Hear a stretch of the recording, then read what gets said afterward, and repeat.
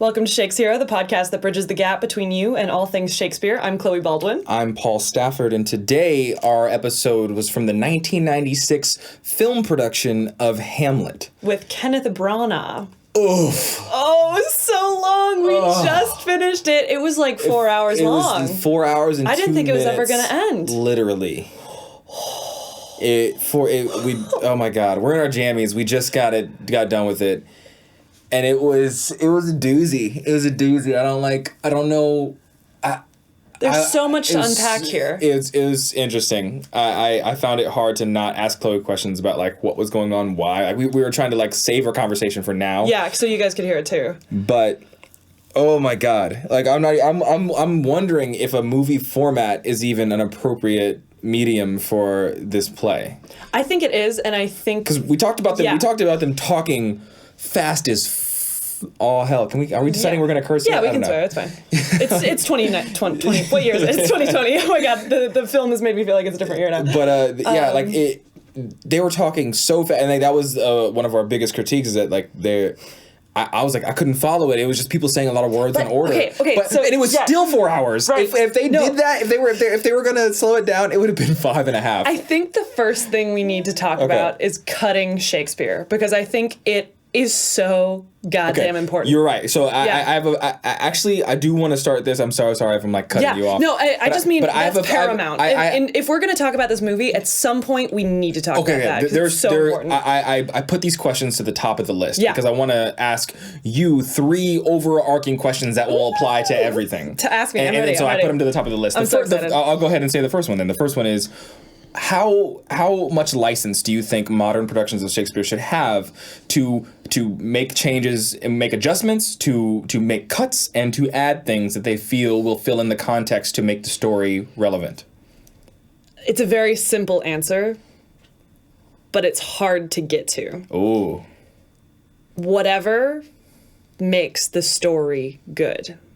And I know that sounds both kind of simplistic and kind of evasive, but I think it's the truth. I think whatever makes the story make sense is one thing. Whatever makes us invested in the characters. Like, I think that anytime that we're precious about kind of any aspect of Shakespeare, we're kind of leading ourselves down the wrong path. I think we need to be honest about what the text says, and then we can either, if we hate an aspect of it, we can cut it. We were talking about Fortinbras for a little bit, and talking about cutting him, and I think in some ways that might serve the story. It depends on your production. It depends on what story you're trying to tell. But I think if you can really tune into that and figure out what the story is that you're interested in all of this, and figure that out, then I think you need to cut away the chaff of the rest of it. It has so many themes going on, and everything is all over the place. You need to decide on a through line and make it your story cater to that. Yeah, and depending on what through line you decide, that's going to make different things chaff. Mm-hmm. So, like, if I'm loath to give an example, but I feel like that's the center of it. Whatever makes the story good is the choice that you should make. So you're saying there's no like you said not precious, but yeah, it's not precious. It's not sacred. No, it's not sacred. It's like we should treat it like film movies treat a reboot from the 80s. Yes. They change whatever they need to change to make it relevant and to make it good. Yes, I agree. I think that's exactly it. And I'm not saying that. I'm saying you're saying that. No, that is what I'm saying. But there's the reason that good reboots of films from the 80s are good, and the reason is that they're telling it in a modern context now. Like they're telling the story 20 or 40 years later. And if you're telling a story, like you've learned new things about filmmaking in those 40 years. You've probably, like, if you're making a movie in the 80s, you probably don't have the modern sensibilities of, feminism or like inclusiveness or diversity that you have now. There's a lot of things that don't age very well, Yeah, there's a lot of things we've figured out now that we're better at as humans, and we should incorporate those into any art that we're creating now, because we're not just recreating Shakespeare's plays. We're not trying to like rebuild the globe and do it all the way they would have done it and cast all men and have young boys playing the women. Exactly. You're pointing out the hypocrisy that back then, if we were really trying to be a historical purist, you'd do it the same way they did everything, right? Which we don't. Like casting all men, even in the women's roles. Yeah. And so I'm trying to make it totally, more universal. Yes. So you're okay. We're on the same page. That's exactly it. I think that there's value in recognizing, and people are always saying there's value in doing it that way because that's how they did it. I don't think so. I think there's value in recognizing that that's how they did it, because that tells us what we have to change, or what, if there are less speeches for the women, or the women characters seem simpler. It might be because it was played by a 14-year-old boy as opposed to the really experienced 60-year-old man playing King Lear. So maybe we should put a woman in that role, because now a woman who's in her 60s is going to be playing that, so she'll have a similar amount of experience. Does that make sense? It does make sense. We're veering way off, getting into the weeds. But so I'm gonna back up and try to contextualize your words from someone on my side of the stage who one has never seen this, totally, or just saw it and is like, what the fuck is happening? Yeah, what is going on? So you're just saying that we shouldn't have too much allegiance to the tradition, and we should remember, you should focus a production on why we're all here is to come across to the audience with some real meaning and a meaningful piece of art that they can understand. There's a lot of truth and heart that we can mine from these plays, especially in the very intricate and beautiful and truthful ways that Shakespeare uses language. And it doesn't need to be a museum piece. That's my thesis. That's a great way to put it. It's not a museum. It's not like, don't touch. It is what it is. Touch it. Grab it. You appreciate it, or you don't. Bop it. Yeah. It's alive, and it needs to grow and live in the space it is now. Yes. Chloe's dancing. If anyone, I'm dancing. I feel like somebody just spoken the words. Soul, yes. You've set me free of my genie lamp. Okay. All right. So I still feel like we probably should slow down a little bit, because we are just aching to talk about all these little things. So true. And I also, we haven't decided if we're talking to people who haven't seen it or people who have seen it, or this production? Yeah, maybe this production, but also, I still don't know who we're talking to. So I'm going to just try to assume we're talking to, I still can't decide. Okay, but I want to do this first though. Yeah, please. I want to, because I'm the layman person, I think I want to kind of summarize it, and then we'll just go from there. You tell me where I went wrong, or you tell me what I'm missing or what I need to know. Great. And I'm not going to go into too much detail. I'm just going to literally do a quick abstract. I would love that. All right. Oof. Okay. So. I feel like oof is the perfect description of a 4 it was hour. so much. I love in the middle of it, it just literally just went black and said intermission. Why? It's a fucking movie. After they zoom out on him for 10 maybe minutes. In the theaters they had an intermission in a movie theater. I have no idea. I don't care. No, but it didn't come out in movie theaters. Maybe it did. I don't know. I think it did. Anyway. Oh Jesus, who went to see it? Oh. Helen Mirren. Helen Mirren. 96 couldn't run. Oh man! But the other interesting thing about this, and then I will immediately move on and let you start your summary. But the other interesting thing about this is that I feel like most people that went to public high school in America have seen a section, but not all of this movie. Yes, I'm included. Which is interesting. Oh my god! And when I was in high school, what did I think? I thought Kenneth Branagh blonde. Why? And I thought too long. And then I also thought, oh my god. Did you have to watch the whole thing? I wrote this down. I wrote it down. Oh my god, where is it? So funny. He's so blonde. So Scandinavian. One thing that Paul mentioned when we were watching it, he was like, it's because they're Scandinavian. That's why they had to make him blonde. And I was like, yeah, that's just... Yeah, why else would they? It's just funny. I thought he looked great blonde. There was a third thing, and I'm sure it'll be able to come up. I don't want to just sit here looking through my notes. Yeah, no, but I do think it's interesting, because I think that the fact that everyone has some kind of touch point with this piece, with the specific interpretation of Hamlet, is interesting, because I think there's a lot to unpack here, as we were saying before. It's there's a lot of great choices, and there's a lot of things that don't quite fit or don't quite mesh or Yeah. kind of are off the mark. And I think part of that is just because there's so much, because it's 4 goddamn hours long. So anyway, did you find your thing? Yes. No. Yeah. But I am conflicted on whether I want to ask you these other overarching questions. But let's just. I'll just try to summarize it the best I can. Yeah, please, I'll just do it. Fumble through it. Hit me. And we'll see where it goes. I'll go, Yeah, exactly. Do it. And then I still have those 2 other overarching questions, Yeah, but we'll get there. we'll get there. So, first off, Hamlet, not Hamlet, the guys on watch get encountered by an entity that claims itself to be the ghost of Hamlet's father. Yes, who was the king of Denmark. Also, these are very important details for logistical reasons later, but both of these motherfuckers see it, and they all both see the same thing, and they tell Hamlet, and then Hamlet comes and Hamlet sees that too. No, Horatio. They tell Horatio. I'm sorry, they tell Horatio. Yeah. But then eventually they tell Hamlet. And Horatio brings Hamlet, right. Yeah.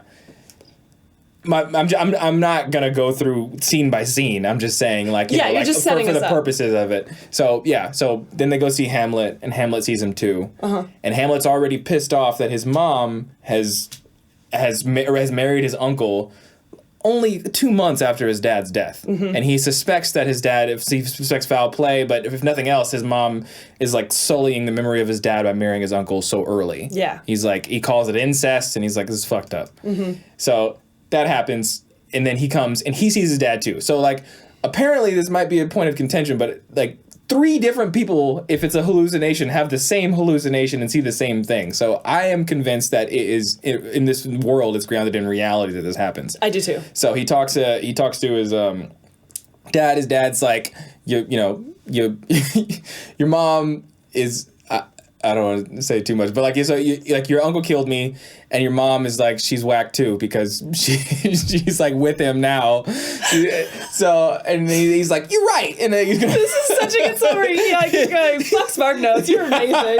It's yeah, you're right, and he goes back to live his life. Yeah. And then also there's some other they just mention Fortinbras, and they keep doing the same scene of him ripping up a map of Denmark just to paint it clear enough. Let's be clear. This does not happen in the play. In the play, it's not written in the text that it's and then we cut to slow motion Fortinbras ripping up a Denmark's map. And that's where a movie is super helpful, because there's a lot of conversations that they have where they cut to what they're talking about. Yes. And they cut to B-roll of this thing. So I'm like, oh, okay, I remember this person. One of the best moments I thought in the beginning of this film adaptation was when the guards, and I think Hamlet was with them, but at least Horatio was, they go up to that little window and they look in and they see all the weapons getting made. So in the play they're just talking about it, and they say all these really specific words that the layman would not understand necessarily. Yeah. So it's really helpful to have that visual of these are weapons getting made. That's what we're talking about. Yeah. Because then it can help segue you directly into why are we making the weapons? Because that's the question the audience is asking too. Exactly. Because stuff like that, that's really useful. Because you forget, because again, we'll talk about how Fortinbras doesn't come in until the fucking end of the movie, and we keep and then he doesn't do anything. It shoehorns the reminder, but it makes sense. I get it. I guess it makes sense, but I understand that what they're trying to convey is a cultural backdrop of imminent war. Yeah. And so if everybody is functioning on that tense state, it gives me another lens into why certain things happen the way they do. Or does up the stakes. Yeah, exactly. But that is such a shoehorned element, even in a movie. In a play, it'd be hard to do. Even if you're having the slow motion ripping up the Denmark in a movie map, that they keep throwing it in, it's more like a fly buzzing around you. And you're like, get out of here! It's not getting in there the way it's supposed to. It's not. You just why we keep cutting back to this? Right. Okay. So I can't tell if we should just kind of dig into the meat and potatoes of everything that I say in this summary, or if I should just speed through the summary. But anyway, what do you think? I don't know. It's kind of fun. I think it's fun. Let's do it. So just stop me if you need to stop me. But until then, I'm just going to keep going through as best I remember. I really like this way of doing this. I like this a lot. So he's like, you're right. And he's he's going to go. When we last left right here. Sorry.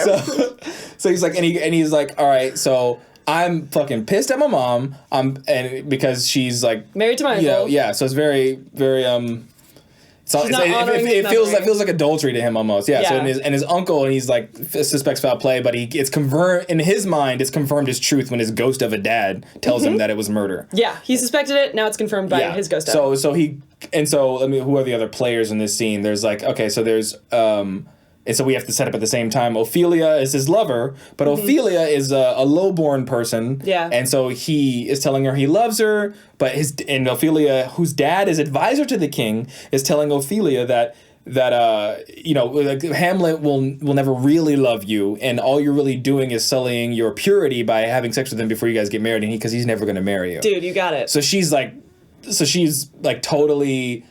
She's very like emotionally tense about the situation. She's being ripped in two different directions. Yes. Okay, and so just to ping this real quick, like in this world, her chastity is like everything. Like that's being a virgin. Like her being a virgin, her not having had sex. Yeah. Like that is the only way she's gonna get married to someone, maybe someone a little higher in station than her. Not Hamlet, because he's too high in station for her, which is why her dad's like. And also not really known to her. She's still hoping against hope that's possible. Right, exactly. And it's one of those things too where it's like, if the prince was like, I love her and I'll marry her, then like it might work, but Polonius is like, that's never going to happen. Don't be naive. Yeah. Like, he thinks that Hamlet's just, like, looking for a hookup. Yeah. And he's like, that'll ruin your whole life, dude. Like, don't do this. Yeah. So just to give some context of, like, why this matters and why Polonius is like, don't do this. I want to mention this, too. Like, just because sometimes I think it's cast weird and, but, Hamlet is 30. So, which is like all of his decisions, because like he does act like sometimes like a petulant child, but it's weird. I feel like it's all justified at the end. It depends on how you play it. Exactly, too. Yeah. It's really weird. Because I know that's like a common critique of it, or a common thought. I think the thing too is like, and just to hit on this for a minute too, because this is something that I think is never really gonna get important. through this. It's okay. It's okay. No, I think it's not your fault. It's just impossible. There's so much to unpack, and I think we're hitting on the important things right now, because I hope so. I feel like too, like as we were watching this movie, I was like, it's so important how you set everything up, and we were kind of talking about this before too, like how you set everything up. It's setting up your dominoes, and then when you hit the first one, these people's choices are building on the things that they're supposed to believe and what they're supposed to have done. So it's all the given circumstances. But if it's not clear, like in this play, some things aren't clear what someone has done and what they believe. Yes. And yet they're still building on those things. And why it matters. Exactly. So like if you break it too far, or if you give me too many things to hold before I'm allowed to put some of them down, or in an unclear way, and establish them. In this analogy, when you give me something to hold, I'm just supposed to remember it, and then when that domino falls, I get to put it down. Yes. But if you give me 10 things to hold before I put one thing down, like I can't follow. Can't remember all that, and I stop caring. And like as an audience member, and I think that's the oversight, or that's the. Even if I'm being super generous, it's not the oversight. It's the allegiance to the original text, and not the unwillingness to pare it down or update it that will create that disconnect from the audience. Totally. And so. Anyway. Yeah, I wonder if as a director, if you went into a Hamlet being like, these are the 5 rules we need to establish of this world, go. Yeah, I'm gonna get there. I want to ask you how you do that, because that's that's basically the end game of all of our conversations. If we're shitting on it, we're like, what would we do? What would we do? Like, what would we change? Like, what could we do to make this the ideal production of Hamlet? Yes. That everyone could connect to and would be really clear. Yeah. Yeah. And honestly for this one, it would be a hell of a feat. Yeah. Without changing a shit ton of stuff. Right. Or at least I think you have to change a shit ton. At least that I understand it to be, because I can't. To me, it's like a huge. Oh, do you mean textually changing a huge shit mess? Stuff? Yeah. Not necessarily textually. Maybe visually. I don't know. It depends. Yeah. Like I'm not. The theater toolkit is not so ingrained in my psyche that I can just like, we can do this. I got you. So anyway. I guess we'll move on with the. Unless you had something else. I feel like I did. What was it? I don't know. Let's move on. It'll come back to me. Okay, so I'm trying to I'm trying to do this pretty well. I mean, it's centered around Hamlet, but because I pay attention. Shut up. In case you didn't know. So anyway, so he goes. So his, he talks to his friends, and he. Is clearly distraught. He has a soliloquy about like how this is so unfair, and he's fucking pissed off, and he wants vengeance. And then he decides that as his ploy, he's gonna tell this playwright or this actor who's in a play that he's gonna make a play very, very similar to how he feels the death of his father played out, and he wants to watch the king's face as he did it, and he tells his friend to watch the king's face as he watches this play, and if he betrays any little bit of guilt, then that will be all the proof he needs to be to be justified to execute his vengeance, to kill the king. Yeah, exactly. All the conviction of his, the ghost wasn't some demon. He's actually my dad. Exactly. And this is true. And this is all true. And so he's just doing a bunch of, he's just not being an asshole. I mean, like, I guess if your dad really was murdered by your uncle, you would do all these things, but he's just like disrupting everything. He's being really bitchy. Well, wouldn't you disrupt everything and be bitchy if you thought your dad was murdered by your uncle? Of course. I just think it's really clunky and like passive aggressive the way he's doing stuff as opposed to aggressive. But if he was outright aggressive, he could get killed, and then nothing would happen to the king. Okay, we'll fucking get to that. Yeah, about if he was scared about getting killed and how he did things. Like, the authority dynamic was super weird. But here's the question. This is the question we're going to be grappling with all the time in this podcast. Is it the production or is it the text? For sure. And so, but I'm strictly that's. I mean, we have to this is a natural part of this progression. Mm-hmm. I have to be able to digest and contextualize the movie. Absolutely. And then you will come down and hit me where you think the movie made. There's three narratives going on. Yes. There's the movie, there's how I understood it, and how the text actually is. Oh, yes. And so we have to marry those things. Absolutely. And like decide. And parse them out. And figure it out. Yeah. So I'm just going through this thing. Oh, absolutely. I'm just trying for the invisible fourth person in the room. Or third person.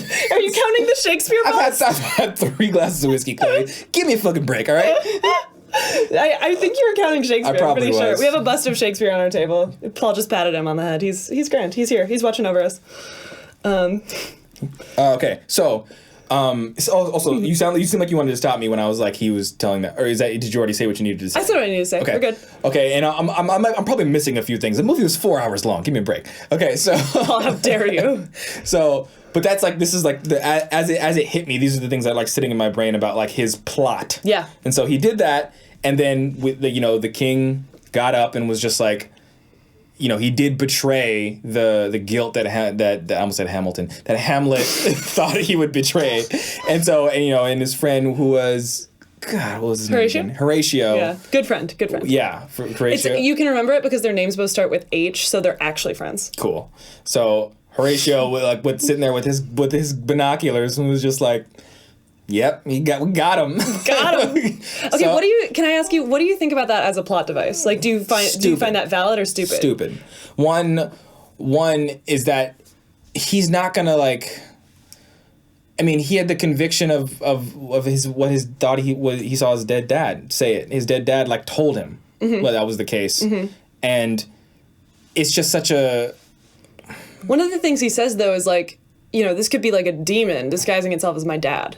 That happens a lot in horror movies where it's like, I am your dead girlfriend. I hate you. You should hate yourself. That's. I don't know. It just seems like it seems haphazard, like the way that story. I mean, but maybe that's like a cultural thing. Like everybody believed in demons at that time. Cool, but it just like. That's all you need is just like how do you? Well, but like he's creating a very unreliable test of that this play would elicit some emotion that he would be able to read as guilt, right? And then not only he would be able to read it as guilt, he's trusting his friend to be able to relay that he read it as guilt. So also like so Hamlet for his conviction is relying on 2 levels of separation on a very fickle standard of judgment. Yeah, like. Which is fucking. Right. If you're asking me in any time period, anywhere, that's stupid. Right, but if you felt like I have to kill someone in order to avenge my dad who was murdered by this person, and B, make sure that this evil fuck isn't ruling over the kingdom that my dad created and that my dad built and that I am supposed to be in charge of now, but now he's in charge of it. Fuck this.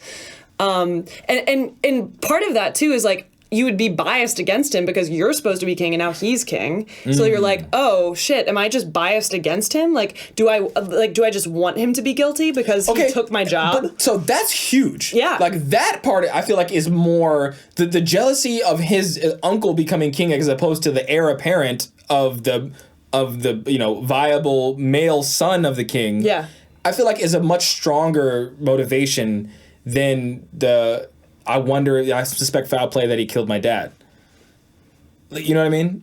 Explain that again. So you're saying that's a stronger motivation. There's no. To kill My him? point is, there's no conversation talking about. I mean, that I could remember. I mean, don't get me wrong. A lot of it went over my head, but there's no conversation that I can recall, and I was listening very closely. That he was talked about. I should be king because my dad was king, and now, but instead his younger brother. Instead the younger brother. Instead his younger brother is king. Like, I'm not a child, and there's been, I imagine. Like, again, this is the historical context that's not filled in. There's been kids that have been crowned king before the brother of the king has been crowned king. Right. Or maybe if there would be like a stewardship situation, but like the uncle is just it's kind of weird. Now. And that's part of the thing about him being 30 as opposed to like he's 20. It's kind of like exactly. Like, he's 30. That's my point. So he is king age if there was ever a king age. Yeah. But there's no light shined upon that disconnect. Mm-hmm. It's only that he killed my dad. Mm-hmm.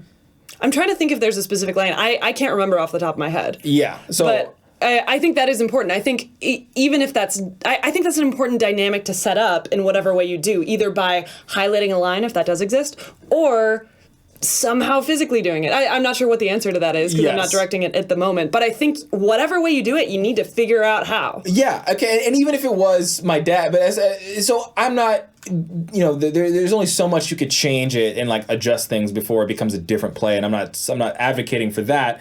But I mean, if you're just asking me about logistics, about like how I would do that, yes, I am. I don't see a way around that. I'm not mad at that being in the play, but like that's just is what it is. You asked and I answered. Yeah. If we take that as a given, though, does that kind of make the situation? I mean, the fact sense? that he's grasping at straws to try to find some sort of, it just. I don't know. I mean, like, I can't necessarily relate to it, but my dad was never killed by his brother. So, like, I don't... Right. I don't know specifically. I don't want to hang up too much on that. That's not the critical flaw in this play for me. Not that there necessarily is one. There's hundreds. There's millions. There's 4 hours of flaws. But, that just is what it is. I'll take that for, buy that for $1. Yeah. Okay. So that happens, and the dad like he betrays this emotion that Horatio / Hamlet perceives and takes for granted that it's guilt. Yeah, they're both like, dude, did you see that? Yeah, and like, you fucking I saw did that too. And so now, oh my God, what happened next? There's so many things that happen. Mm-hmm. Hamlet is like, I'm going to. So then he has that moment with Rosencrantz and Guildenstern where he's like, do you want to try and play me like a pipe? Yeah, yes, exactly. But then at this play where all this transpired, Hamlet is like yelling during the play and like calling his mom a fucking whore, like in the middle of stuff where everyone can look, which sometimes is played that way in productions and sometimes not. Sometimes it's like quieter. Yeah, but like in the movie, he basically stood up and he was like, oh, he just basically turned around and looked at his mom in the eye and said, "You fucking slut." Yes, he did. So he's like super mad at her, and we're like, was she part of the plot? Like, I don't know. And that's part of the ambiguity of it that's interesting too. And so that we were talking about. I'm gonna ping this right now too. This is one of the first time where I'm like, who the fuck has authority here? Cannot the king, who is the king, who's been crowned, do something about the prince? Like, doesn't he have authority? But everybody seems like Hamlet is just this. I think that's part of the petulant child thing. He's like this child who's yelling at his mom in the grocery store. Wild card. And he's like yelling at his mom in the grocery store, and she's like, "Please stop." And he's just like, "Fuck you, mom, you fucking bitch."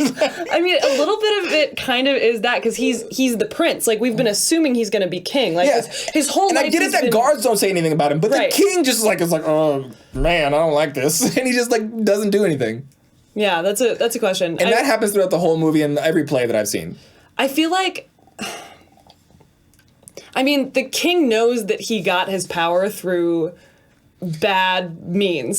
So you think it's a like sneaky means. I think it's somewhat of like how much can I push this? Like, I know that he is the lawful heir to the throne, or the rightful heir to the throne, however you want to look at it. So how much can I, like, and here's an aspect, so you think that those are was the not actions pinged of at all in this movie.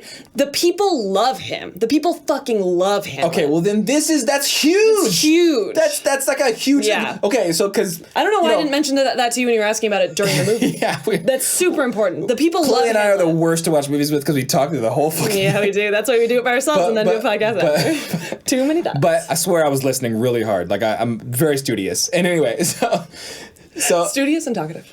Yeah, I mean, I can do both. It's a good combo. Yeah, that's why we do it. Talk really fast and listen really fast. There you go. No, yeah, and it's like Gladiator. Remember Gladiator, Russell Crowe? It's like do you like like he's like Maximus? They love you. He's like, what do you mean?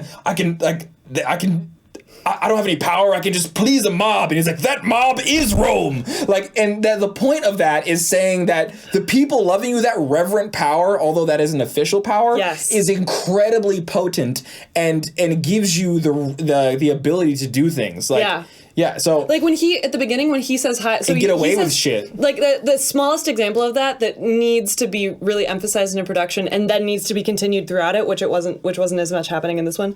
Is like, so he says hi to Horatio, remember that? And then he's got his two little friends with him.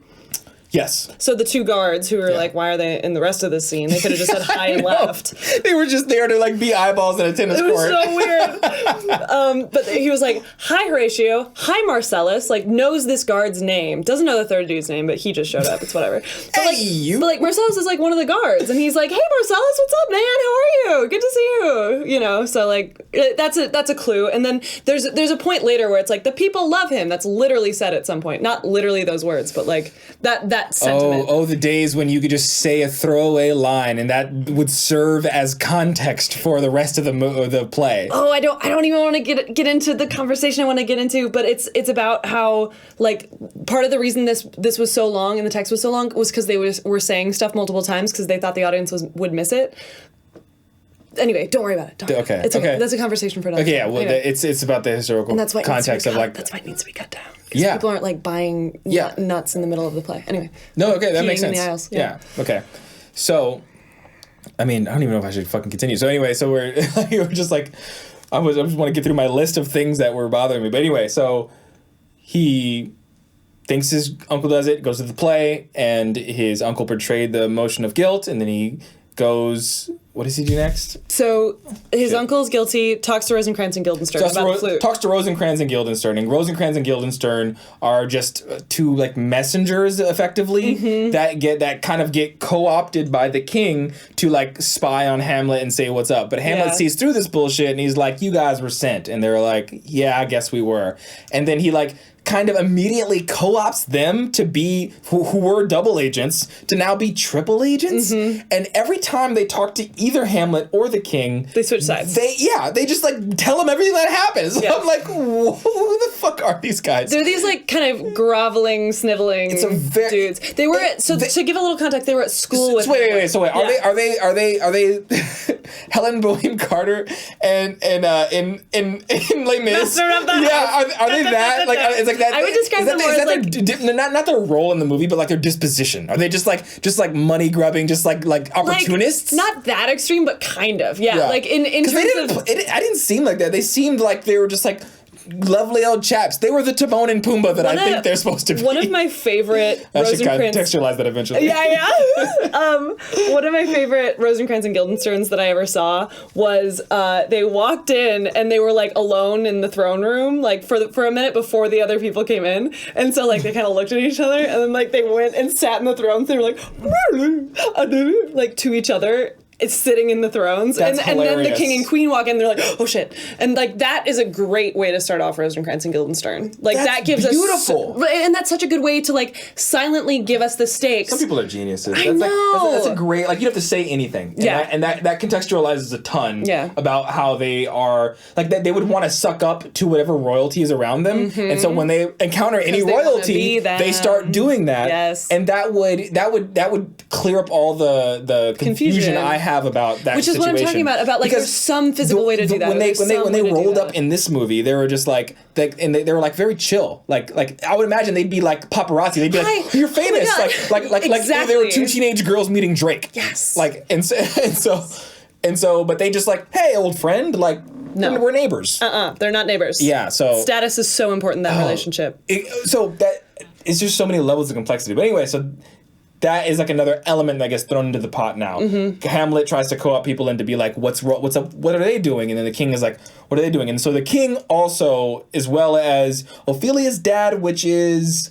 Ophelia's dad is Polonius. Polonius. Yes. They say, we're going to spy on Hamlet now. Yes. And they're like... And they also have a meeting with the queen, and they're like, he's fucking crazy, and like I think he's crazy. And they're like, why? They're like brainstorming as to why he might be crazy, and they're like, I'm not sure, but let's fucking spy on him and see what he's doing. Polonius is basically like, it's because he's in love with my daughter. Or no, wait, who says what? Yeah. Anyway, but they're trying to figure it out. Yeah. So they're like, we gotta set up Ophelia to spy on Hamlet. All right. I'm also gonna take 1 second. I'm gonna just.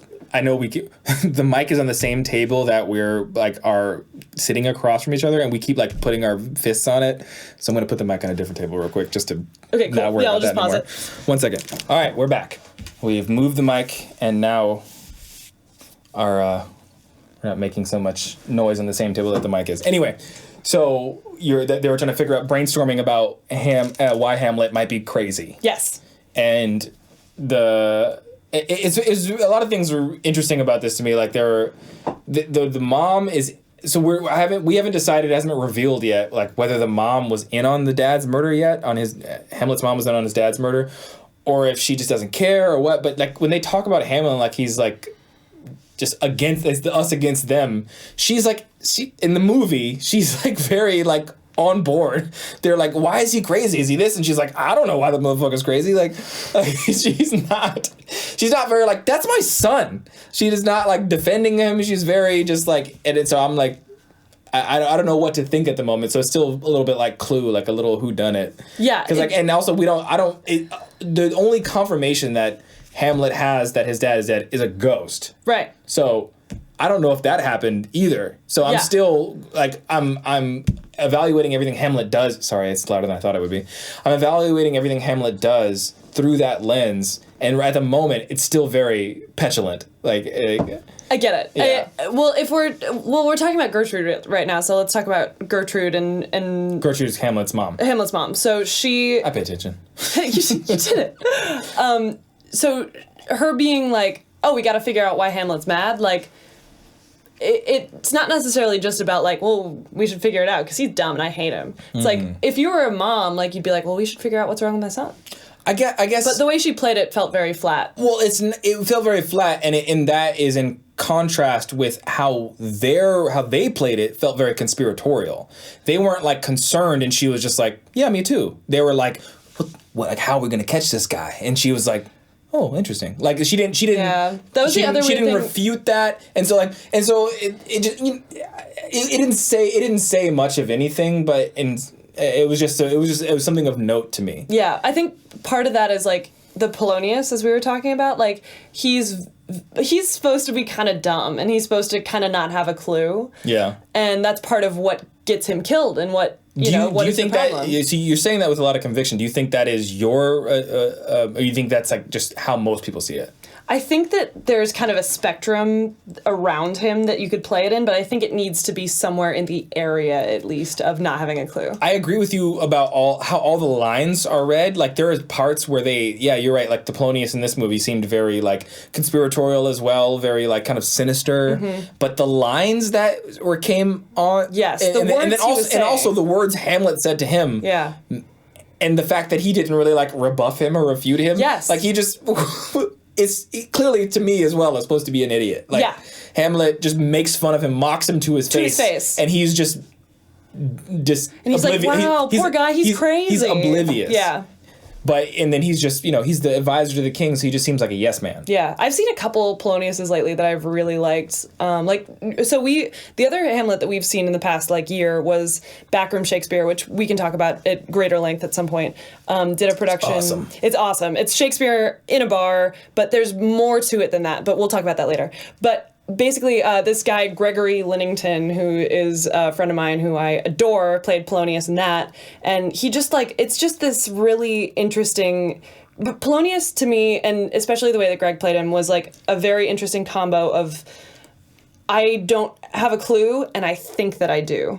Yeah, so it's an irony that gets... It's an irony. That grows from the fact that, like, I think I'm great and I have the most cunning, but I'm not even fucking cunning, clueless. but like, oh yes, I am part of the court, and yes, I am so smart, but like, I don't know, you know, like, like me sometimes. But man, and then I can't tell if this isn't going to be intelligible at all. I don't know. We're just kind of. I feel like it. We'll see how it goes. But, I hope it's entertaining. And then way. the other one that I saw was Larry Yando, who you know that I love with all of my soul. I think he's the coolest. Who's that? You know, I've never talked about him ever. I just think he's the coolest. But I heard someone describe him the other day as like the world's best curmudgeon. Was it you? Not me. No, it wasn't you. But we I saw. agree with it. Yeah, but like it wasn't me. like on stage, like he's the world's best curmudgeon. Yeah. Like he's just so funny at that, and I feel like you can play Polonius in either of those spheres, where it's just like kind of clueless, but I know what I'm talking about, or just like all the way at the curmudgeon end of the spectrum. And I think it lives somewhere around there, but sinister like Jafar doesn't feel right to me, because like, you know, that's another advisor to the king. Yeah, it was weird. Like there were feel. a couple of lines in the beginning of it where he was like playing a line that could have been played a million ways, but he was just playing. He just like was pouring on the sinister. Yeah. About, you know, talking about Hamlet, and I don't know if that was a directorial choice or if that was his choice or what, Right. but it didn't seem to fit in. But I think if throughout the movie it grew into Polonius being kind of Sinister. No, not sinister. I was going to say like clueless. Yeah, like right. As he kept going into more confrontations with Hamlet, and Hamlet was playing it like he was a fucking idiot. So the audience really had no choice but to realize that Polonius is an idiot, because he would call him an idiot to his face, and he would just go along with it. Right. It's like cool. Yeah. No, it's true. It's true. Okay, so we have Polonius. So we have now the king, the new king, which is Claudius and Polonius are spying on Hamlet. Mm-hmm. Hamlet is, you know, he has this newfound conviction, or like, you know, redoubled conviction that the dad did it, and he's trying to figure out what to do about it now. Yeah. Hamlet also loves Ophelia, which is the daughter of Polonius, who is the advisor to the king. Yes, man. Yes. So Ophelia and Hamlet have these they have the flashbacks to the sex scene, which is totally scripted. Yeah, so like it goes like they're having a conversation, and Kenneth Branagh is eating Kate Winslet's face off in this like flashback to them, like, you know, being in the throes of love. Oh my God, it was quite a lot. It was very visceral. But anyway, as just to your point, that makes sense that it's important to like establish that they are supposed to be in love, but they didn't really establish that it was quite forbidden or like uncouth. Like they didn't. Yeah, I feel like word, right? I feel like part of that was because that scene where Polonius goes up to Ophelia and is like, "Hey, it was so fast. He was talking so fast." Polonius is the only one that was like, "You shouldn't do that." But honestly, a lot of dads would do that. So it's not like there wasn't like a very clear. But Laertes did that too. He was like, "Hey." Again, this might be like a cultural and like time period thing where it's obvious to everyone in the audience that she's lowborn and he's high. And I think it should be more clear. I think it should have been more clear, especially in this one. That's what I'm saying. Yeah. So again, it's not clear in the text, and because everybody at the time would have been very clearly integrated. There's a lot of things today, like a movie that nobody talks about, but we all get it because it's part of the cultural backdrop. Yes. So I'm willing to, you know, like make accommodations for that. But yes, I agree. If I'm a director in a modern day, I want fucking like, otherwise when that bubble pops at the end, there's no fucking bubble. There's no bubble to pop. There's no pressure to like, anyway. So he loves her, and you know, they talk about it, how they love each other. And then and also she is aware that her dad and the king are spying on him. and then he becomes wise to it too because he like hears a noise or some shit. And so I feel like part of this is like a feedback loop. Is that you know, he was suspicious, but then they saw that he was suspicious, so they became suspicious of him, which made them do things that made him become more suspicious of them, and it just kind of like builds and builds and builds. Yeah, for sure. And so he also that created, so because of the fact that she knew and they were spying on him while he was talking to her, that creates the beginning of the rift between him and Ophelia. Yeah. And now he starts to like treat her like shit and not trust her and all this shit. And then, oh my God, what happens next? Can you help me? Yeah, okay, Can you give me a hint? God, so much, Paul. There's so much. And they didn't cut anything, too, so it's like all of it. So we have the scene in the room where Hamlet gives a soliloquy, and then Ophelia goes to... sorry, I'm distracted. Paul's checking something. So he talks to Ophelia, sends Ophelia away. They're all upset.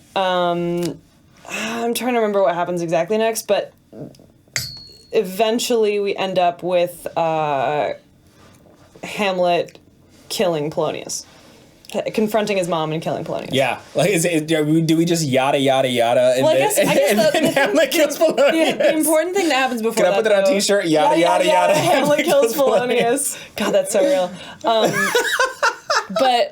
But the next thing that really happens that's important is he almost kills Claudius. In this production, it was set in the confession booth. Wait, that's after. That's clear. That's way after. No, it's not. It's before. Fuck. Man, 4 hours, dude. He almost kills Claudius. Time is mixed. Is like, I know, it's all relative. Wait. The confession thing was definitely after he kills Polonius. Really? Yeah. Man, I'm going crazy. Okay. What? Yeah.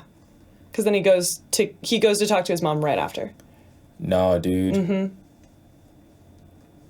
Oh fuck, man! I'm really having a hard time like reconciling my reality right now. Damn. That happened after. No, it definitely happened. Okay. Because he almost kills Claudius, and then his thought process then is, or this is how I imagine it, is his thought process then is like, fuck, I didn't do it. Well, I got to do it now. I got an opportunity. He's hiding behind this curtain. Stab, stab, stab. Oh, it's Polonius. Yeah. Not that I've thought through Hamlet's thought process. I mean, that's my job because I was doing the summary, but whatever, Chloe, you could just take my job. It's fine. Stab. Yeah. So again, Polonius was doing his job as well as being creepy as Claudius. Claudius is the king. Polonius is the dad. Yeah, but they were both spying on Hamlet together throughout the movie. Yes, until at this point, where for some reason Polonius was doing it alone. Yeah, he just happened to be with Gertrude, and he was behind a curtain. Hamlet came in. Yeah, well, no, he happened to be with Gertrude. Oh, I didn't realize that. So he was with Gertrude, and then Hamlet came in. So he just left the room as if he can't be talking to Gertrude. Well, he's gonna keep spying. They're all spying. They're like, we gotta spy, man.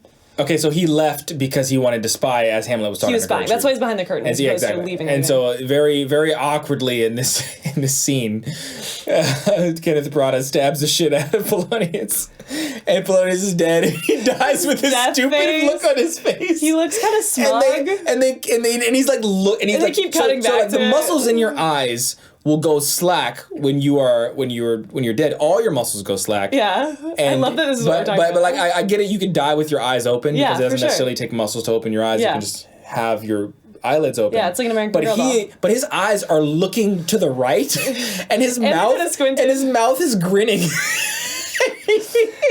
And he dies, and they just have this still shot on him for like a good 3 seconds, which is an eternity of him just like almost smiling. It's real weird. The eye line is crazy, and they cut to it, and they cut to Hamlet, who is now indicating like crazy, and then they cut back to it like again, and then they stop. And they come back, and then like later on, because he's like Hamlet has this conversation with his mom, and the body's laying there the whole time, and they come back to it again. It's so fucking awkward. It's a lot. It's crazy. And it's funny too. The thing we were talking about with this scene that I think is really important when putting on a production of Hamlet is like they're like high stakes and they're yelling at each other for a second, and then they get calm and quiet and they're talking to each other. It was weird. And it made no sense because there's a body right there, and Hamlet just killed someone. Man, there's a lot wrong with that scene for me. Not wrong with it. I mean, I'm trying to like have the boldness to say wrong with it, but I'm also trying to have the open-mindedness to accept that there might be some things that I was missing. As I try to do with a lot of art, I've struggled to say things are good or bad. It is sometimes just a question of how far you need to go to understand what they were trying to do. Sure. But fuck, what was going? It was inconsistent to me. Like he just like in like I guess 15 hours before in the movie, he had just he had just looked at his mom and called her a fucking whore in public. Yeah. And then now he's like just killed somebody in front of her.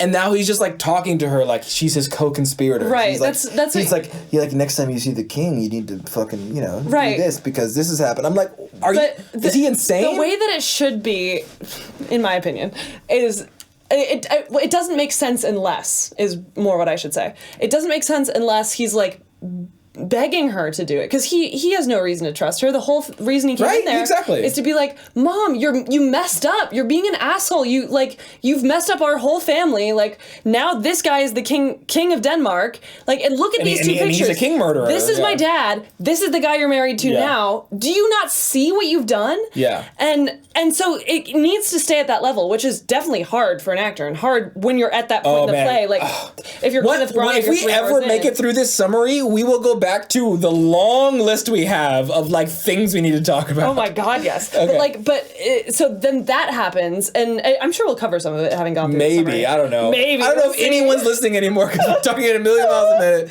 and it's like not. So many I have things, no just idea like if this is coherent.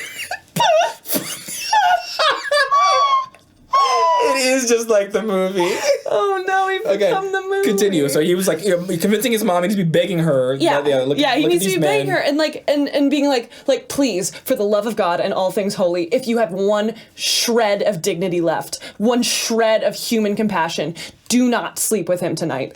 Go sleep in your own bed. And part of that is because he thinks he might kill Claudius tonight. So he needs her to not be there so that he can kill him. Yeah.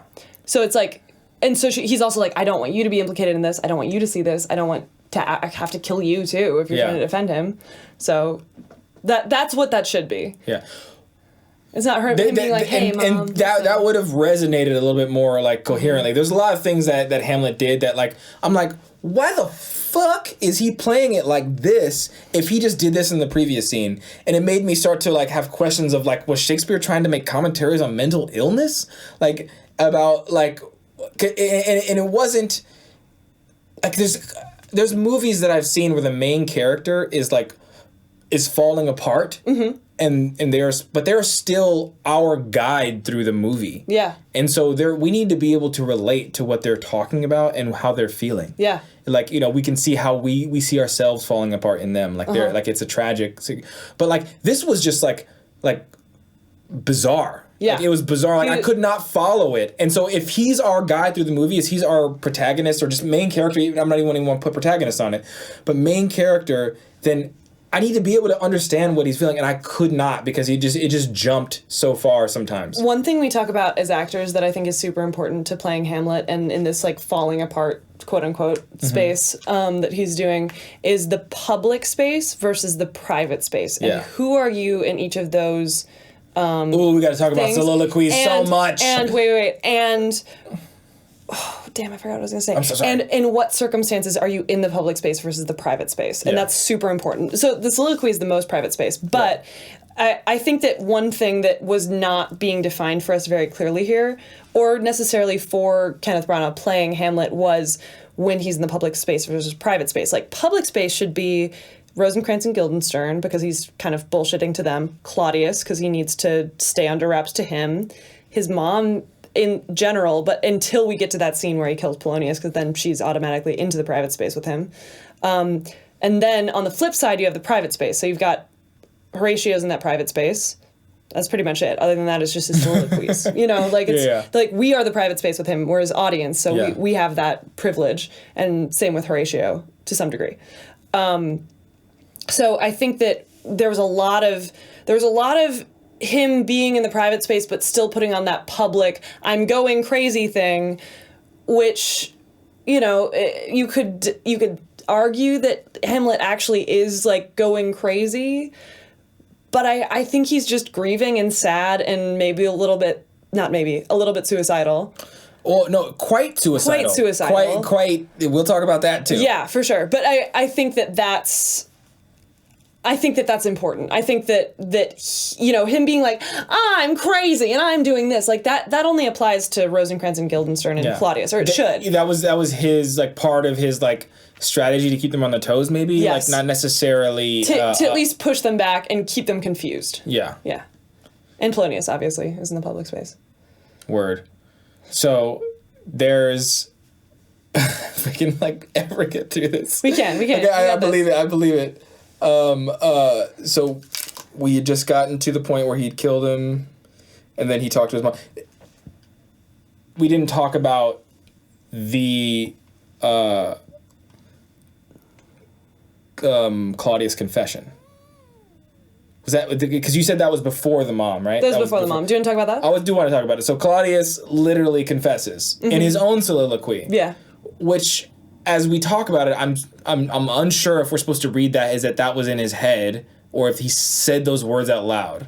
Because in the movie, he said them out loud and Hamlet heard it. Mm-hmm. Which is supposed to be like the further justification, which makes me believe that the producer, the director of this movie, like, wanted it to be clear to the audience that Hamlet is the fucking hero. Yeah. And I've talked to enough people and seen enough other performances where, like, it's not as clear. Yeah. Like, Hamlet is, could be selfish or whatever. Do you think it's important for Hamlet to be the fucking hero? I don't think it's important or not important. I don't have any clear moral to this story. These things just happen. I am at the square one of trying to just figure out what happened and why. Yeah. And who felt what. Totally. There is no heroes clear. I guess if Claudius killed the king, then he's a villain. But I mean, like, besides that, it's unclear. It's not totally clear, yeah. Yeah, I can't see.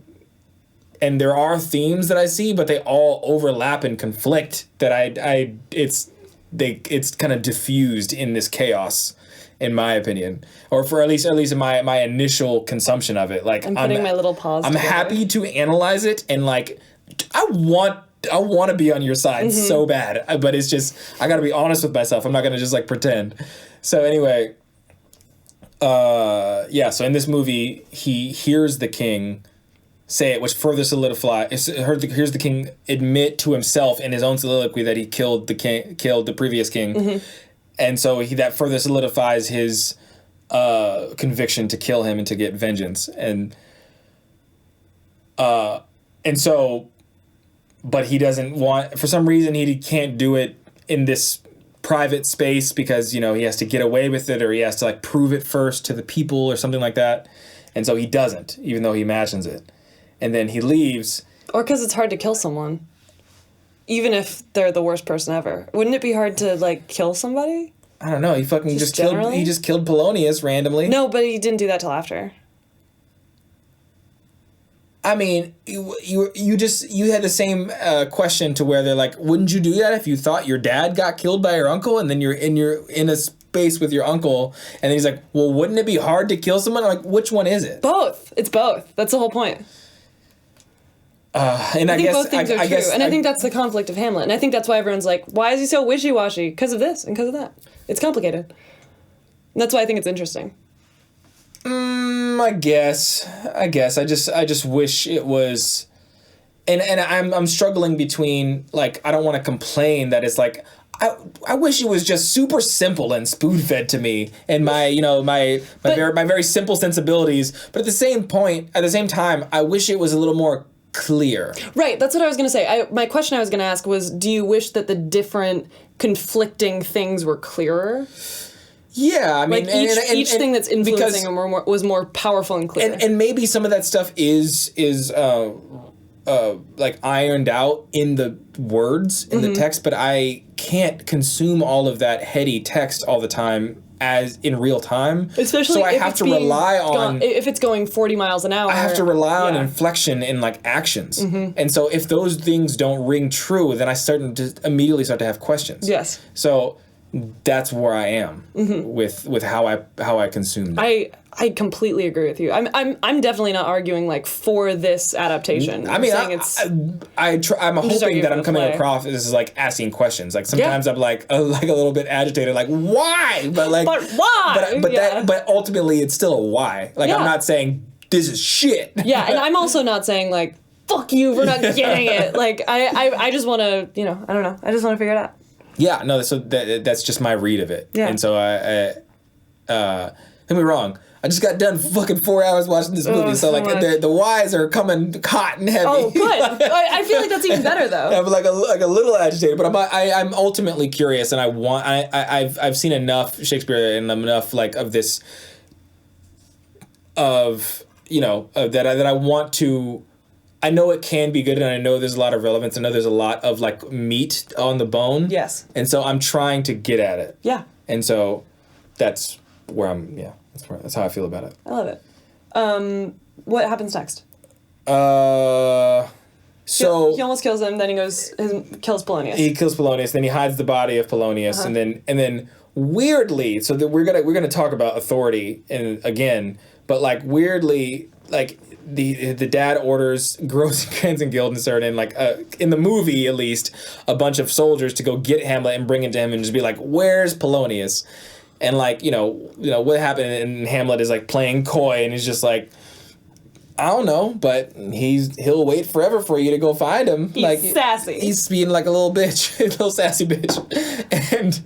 But I'm like, the power dynamic is really weird to me because he killed him in front of his mom. So there's an eyewitness, and she's clearly told Claudius that Hamlet has killed the advisor of the king. So if murder's illegal and the prince just committed murder, that's all you need to reap whatever punishment you would need to reap if you're the king. I mean, right? And so we talked about the reverent power of the people, but again, that wasn't set up. So it's very weird to me that the king is like, go get Hamlet, and Hamlet's also like running away from these people, and they catch him and they bring him, forcefully bring him to the king, and he's like, where's the body? And I'm like, who the fuck cares about the body? Like, as if we're not in America. It's not like innocent till proven guilty. He has an eyewitness, and the body's dead. There's blood all over the floor. I don't even know if they're trying to prove him guilty. Maybe they're just trying to bury Polonius. Why not issue whatever punishment you're going to issue to Hamilton? So it was just seemed Hamlet. I said Hamilton again. Goddamn.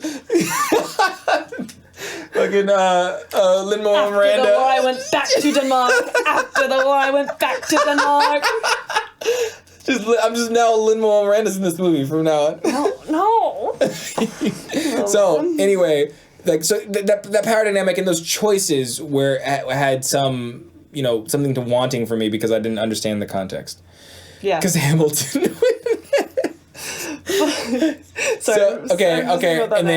Then after that, Claudius says, I'm going to send Hamlet to England to get punished? Yeah. Okay. Well, he's just sending him away. He's sending him away. The idea. But he sends him to England. Yeah. And he sends him under the guard of Rosencrantz and Guildenstern. Why? Who are supposed to escort him under, they're supposed to escort him to whatever his punishment's going to be. And they have a letter. And they have a letter, and in the letter it says, "Kill Hamlet." Yes. And so, but Hamlet's also wise to this, and for some reason he has enough freedom to make choices and do things and still conspire. On the boat. Yeah, he's not so he's not. He's clearly not like a normal prisoner. He just has freedom to do this shit, which is either lacking cultural context or historical context, or is lazy writing. How would you describe Rosencrantz and Guildenstern? Do you feel like they're powerful? In this movie? Yeah. In this movie, they're like Timon and Pumbaa. They're bumbling idiots, and they're this constructs for Shakespeare to just or not Shakespeare, for the people behind the production team to just do what they want with. I mean, don't get me wrong, they're going from the text, and these things happen in the play. So I can only believe that these things are just. They're just vehicles for these plot points to just move these things along, but there's not a lot of. But that's not what I'm asking is about how do they come off to me in the play? No, I mean I already asked you that, but what I'm asking about is do you feel like they'd be good guards? No. Right. So, but if you're Claudius and these guys have been following you around and flattering you this whole time, and they actually got the job done, they found out what was wrong with Hamlet, and they got him to you, wouldn't you be Like, if there's people that, like, think you're the coolest, you're probably going to be like, oh, I'm sure they'd do a great job. Sure. Especially if you're a shitty king. I mean, don't get me wrong, like, if you, I mean, yeah, I so it both agree makes sense with you why on that. he sent them with and why they didn't do a good job. Yeah, but if I agree, fair. I for that argument, I will go ahead and just be like, sure. But if I have to be explained, like I don't think I'm like dim for not picking up on that initially. No. That is not what I'm saying. And it's not like an ego thing. But I mean, I'm talking about I'm the advocate for the normal audience. And if that has to be argued and explained to me, then I don't think it was clear enough. That's what I'm saying is that it wasn't clear enough. Okay. I'm not saying you're dumb, Paul. I'm saying no. It should, I mean, I don't care. No, because you're not. Sometimes you're very I might be smart. dumb. I mean, sometimes I might be dumb. We all might be dumb. But what? Don't talk about my girlfriend like that. Sometimes we all might be dumb, but it's not. What I'm not saying is like, well, Paul, shouldn't it be like this? Duh. I'm saying that to be like, well, if they were like this, which they should be, wouldn't that be clear then? You're saying if the production made it clear. So you're saying for like how Claudius interacted with Rosencrantz and Guildenstern, like maybe he was like mad or whatever, and then they came and they started flattering him, and he was like, oh great, and like his mood changes every time they come around. So so they can flatter him into hiring them for this job. Yeah. So yeah, that would make a lot more sense. Yeah. And that would feel like it would resonate with how things went along. Yeah. But yeah, apparently, and then they go with Hamlet, and now Hamlet still has like power to do shit, and apparently take the letter from them that they had and switch it with another one, like, and which is not even gone into in the movie. No, it is. This is also like let me be clear. This is a weird ridiculous plot point. It's a strange. Go ahead and just finish it off. So then what happens is he switches out the letter with a letter that says it's still a letter written to England that says instead of kill Hamlet, kill Rosencrantz and Guildenstern. So once they get there, they're going to kill Rosencrantz and Guildenstern. The next morning, the ship gets attacked by pirates, and the pirates kidnap Hamlet because they're like, he's a prince, we can get a ransom and take him back towards Denmark. While Rosencrantz and Guildenstern and the rest of the boat posse go on to England for Rosencrantz and Guildenstern to get killed, which they don't realize, which is crazy. But, like, this is all conveyed in a speech that Hamlet has to Horatio, and Horatio's like, what? You did that? You're kind of being an asshole, man. Okay, so, yeah, and, like... But, none of that happens on stage. None of it. No. So... It's very... We have to all agree that, like, I don't care who you are and what kind of Shakespeare historian you are and how much you love this. That is the laziest piece of crap, like shoehorned, like plot device in writing I've ever seen. It's just dumb. Maybe it's supposed to be funny, but it's not funny. Maybe all I know is that how it's played now. If a lot of plays cut it out, right? You're saying? I think I don't know. Like not even a lot. They just chop it down to make it less. A lot of people just like they try to wrap it up in a nice package as much as they can, but. It's them, I think, accommodating for the fact that is a ridiculous, confusing point. Yes. Like there's no way that can be put in there and be like act like it's an integral part of it. No. And so I think it's only a burden on the whole play. Yeah. I'm saying that unequivocally, even though I'm not a Shakespeare historian. I think so. I'm a normal audience member, and I just know enough that is crap. If I were directing it, I would love to figure out a way to just make it simpler. Make it so much simpler. He left, and now Rosencrantz and Guildenstern went to England without him. I don't know. Like, just something that's like, bye, now he's back. Like...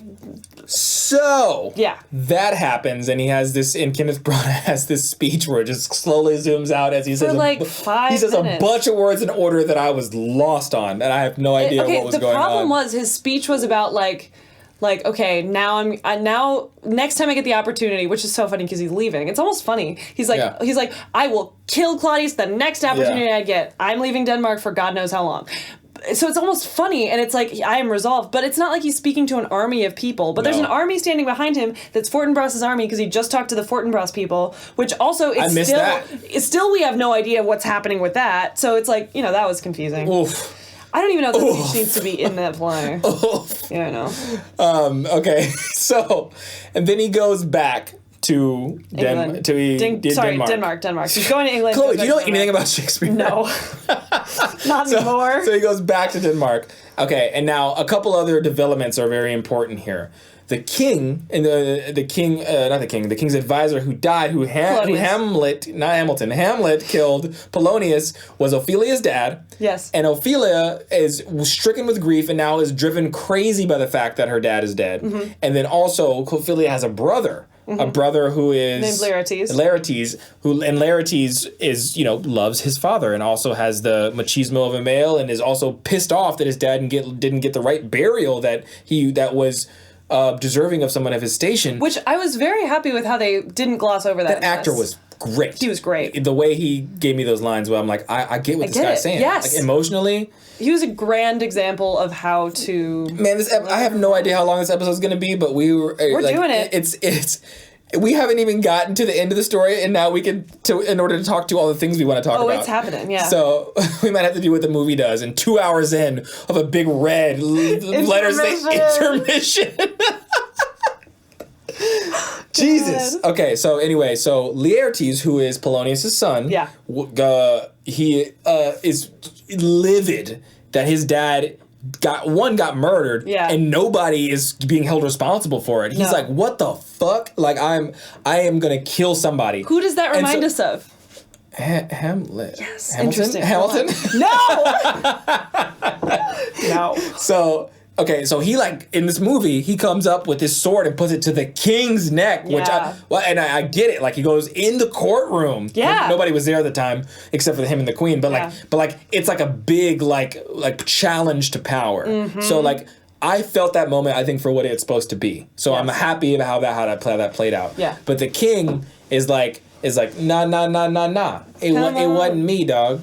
But I mean, and it was Hamlet. So, who's the real person? And so, and again, I have to stop. And authority is a problem. Why is the king? The king is the king. He is the utmost power in this land. Why does he have to conspire to kill anybody? Like, why couldn't he say, again, Hamlet committed murder to a member of the court in plain sight of somebody who have as an eyewitness, and now the king is like, nah, we have to do this behind closed doors and play this little game. It's not like he's not Littlefinger. He is on the Iron Throne. Right. Like, why does he have to play this game? It's an insecure place to be, and I feel like that's part of the value of Fortinbras, even though I'm not sure he should still be in the play. But I feel like it's adding levels of confusion. It's just fragile. It's a fragile authority, which he realizes because he killed the last person in authority, so he knows it's fragile. Yeah. I also think that... And there wasn't really an investigation. Right, exactly. As if they could. Right, and that's the other thing, too, is it's like, how did he die? He died from a snake bite? Okay. That's a little suspicious. Yeah. Back in a time where all you had to do to get away with a crime was not be there when people showed up. Yes, exactly. I stole that from John Mulaney, I'm sorry. No, that's the perfect analogy. But yeah, you have where was I going with this? I'm sorry. No, it's okay. It was worth it for the John Mulaney bit, frankly. So part of it, it's the fragile feeling of power that this guy has. It's also the fact that we were talking about before that the people love Hamlet, which is really important. Yeah. Again, so the fact that wasn't set up at the beginning is now just missed opportunities. It's every time that comes up, that never plays out. All these bubbles that are supposed to pop that don't fall. All these dominoes are supposed to fall. You're right. Or bubbles that are supposed to pop. Your analogy's better. As well. And the fact that we talked about, that's also something that wasn't set up very much, that I think is infrequently set up well, that Ophelia and therefore her father Polonius have a low social status, or much lower than the king and queen. So and Hamlet. So Laertes feels that the law and the way things are will not stick up for my father, so I have to. You got it. That makes a lot of sense. Yeah. So the king is like, nah. Is Hamlet. And so Laertes is like, okay, well, then I'll fucking fight Hamlet. And then we go to, finally, Hamlet does actually get held accountable for his actions, and there is a duel. And only one line that I heard in the movie actually made that clear to me. And only one line in the play. Because I've seen that play 3 other times. One, with you with the Shakespeare of Chicago. Yeah. One in Backroom Shakespeare, and another production that I've seen. And no time that it made it clear that duel was for the purpose of holding Hamlet accountable for murdering somebody. Yeah, it's his trial. It's trial by combat. Which is like important. Mm-hmm. It can be interpreted that it's not that, but it's definitely the strongest interpretation. It just seems like for a lot of it, again, for if you can't follow all of the language, yeah, I feel like you need to stop and like shine a light on that. Which they did, which I think this movie did really well. Also, Robin Williams with the cameo. Robin God, that was came amazing. in, Robin fucking Williams. Just when we needed him most, too. That was the other aspect of it. That I was like, so much. Thank God you're here right now. I needed you. Oh, man. And he was 2 tones of inflection away from doing the genie at every spot or Miss Doubtfire. Good. I love him. He's just so him. Yeah, it was great. And I was telling Paul when we were watching it too, if I could cast Robin Williams in any role, in any Shakespeare play, Osric, every single time. It's the perfect one. And I've thought about that. Yeah, anyway. So that's for your crowd. I have no idea of like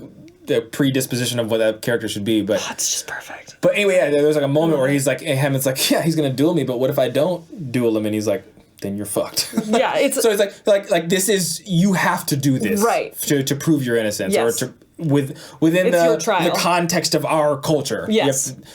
So Hamlet's like, okay. Well, how good is he? Right. Exactly. So I picked that up all on my own, by the way. You did it. I'm so proud of you. So and then because the king Claudius and God, what are his names? Claudius and Laertes.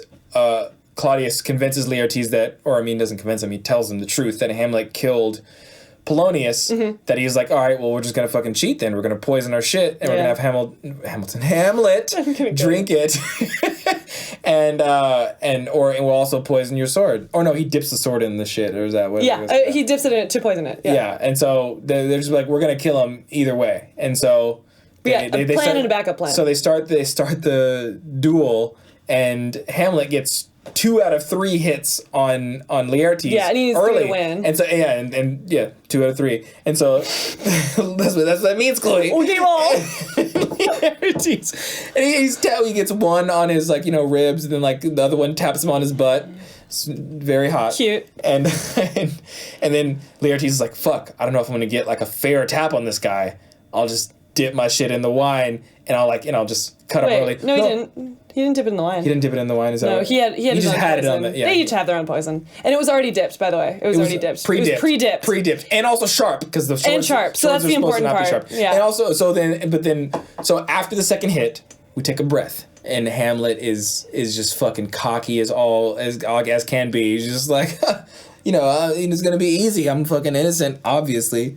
But then the mom is like, she takes a sip of the wine to Hamlet's honor, which to me is an obvious indication that she had nothing to do with his dad's death. Right. And so she's not really a conspirator with Claudius. I don't know if that is a point of contention in the Shakespeare historical crowd. It's just something you could play multiple ways. Yes. So I just think that's an obvious reason. I'm just saying I'm just here for the mom. I think it's great. Yeah, I'm here for it too. That's my interpretation as well. And then the king tries to be like, don't drink, which is so all this shit plays out like a soap opera. And she drinks and she realizes she's about to die. Hamlet knew something was up, but now he's clear that this is the time. But in the meanwhile, Laertes nicks Hamlet when he's not looking. So after the second hit and all that shit happens, Laertes is like, I'm not sure if I'm gonna get a fair hit inside the match. So while Hamlet's not looking, he strikes him, which condemns him to death. And immediately Hamlet realizes, because he just got yeah, he's like, these swords aren't supposed to be sharp, so he's doing something sneaky. He deduces that this must be poison, and I must be condemned to death. Not that it's poison, just that Laertes is being a dick. Something's up. Something's up in the state of Denmark. Fair enough. Shut the fuck up. But I mean, he plays it very much like he was fucking suicidal already, and he's like, I don't know, if he feels like in the movie Kenneth Branagh is embracing it. He's like, let's do this. And then he throws Laertes over. So how the fight works, I imagine, works differently in every play. Am I right? Yeah. Yeah, because I've seen this movie. Yeah, because usually the production where they didn't really like the backroom Shakespeare is not going to have like a super complex fight. They don't have time. In Shakespeare, most often the stage directions that you see for the fight are Hamlet and Laertes fight, Laertes falls, or you know what I mean. It's literally that. That's the fight. That's in the text, you mean? Yeah. So the production has like free reign to do whatever they want. Yeah. Romeo and Mercutio fight. Not Romeo. They don't fight. Mercutio and Tybalt fight. Who falls? Mercutio falls. Yeah. Okay. Which is, which I imagine for that. Yeah. If that seems to fit. Yeah. So this movie does whatever the hell it was, and what it does is outstanding. So Hamlet fights Laertes, and they go up and they go on a balcony, and then Hamlet just like throws Laertes over the balcony, and he falls, and the set looks like 10 feet, but he's done for. He's done. So he's dead. Well, he got stabbed with the poison. That's the real reason he's dying, because Hamlet took his sword, nicked him with the... You're right. I forgot about that. So that's really yeah, and the poison can kill people like in 2 minutes, but also in 5 seconds. It just made him feel worser because he fell off a balcony. And he was he was paralyzed with guilt because as soon as he's realized that he's gonna die, deep fall. He feels so bad that he one unceremoniously and like unfairly nicked Hamilton when he was gonna lose. Fuck you, man! Fuck you! I'm sorry. And then get out of here. Get out of this podcast! Just kidding, you can go back. That was really funny. It was an accident. And unceremoniously nicked Hamlet with the sword, in an dishonorable fashion. Oh my God. Yes. He starts to admit everything, and he outs the king, and then Hamlet's like, "Fuck you, you're dead too." And then in the movie, the king just says, "Fuck it," and he runs away. And then Hamlet with the javelin throw, with his sword, with his fencing sword that is not balanced to throw like a javelin. No, throws it a good 40 yards to maybe 50 yards, and straight up like bullseyes the king in his back through the chest. Oh God! And then swings the chandelier like Phantom of the Opera style. God, man. Straight up Phantom of the Opera, and hits them into the throne. And then he runs over there and has the wine cup. And then instead of pouring it into his mouth, dips his fingers in and keeps spooning it into his mouth kind of sexually. It was kind of weird. And the king and he's wearing a glove. And the king just had his mouth open the whole time. He was just give it to me. It was kind of weird. And this is all in the midst of the chandelier is still on top of him. So yes. the shot is behind the chandelier, and there's a chandelier obscuring half of the shot, and then their faces in the middle as he spoon feeds it into him, and then he dies in 5 seconds. And I think it was part chandelier, part sword. It might have been part sword. It wasn't the poison. Sure, movie. I'll give it to you. And so finally, the poison after 5 minutes is now taking its effect on Hamlet, and he's crawling to the middle of the floor and he didn't fall off the balcony. Says his last words and dies. Very, very dramatically. They had him throw a sword 50 feet. Through a man. It's not how swords work. Anyway, it's fine. It's a movie. It's movie magic, Chloe. You're right. I'm embracing it. God, it was terrible. The choice is there. It doesn't seem very haphazard. It was somebody was this has to happen. And it happened that way. Anyway, oh my God, I have no idea if we're getting through this. Okay, so after that, the movie still has to end somehow. So we got Fortinbras, who's just been shoehorned foreshadowed through the whole fucking movie. And so much finally they come in. But the movie also decides that they have to come in Rainbow Six style, SEAL Team 6, through the window. And these motherfuckers in these, old uniforms break through the glass doors. But they not just break through as if somebody sprinted and jumped through. They swing through on ropes at the same time. And they let go. Coordinated.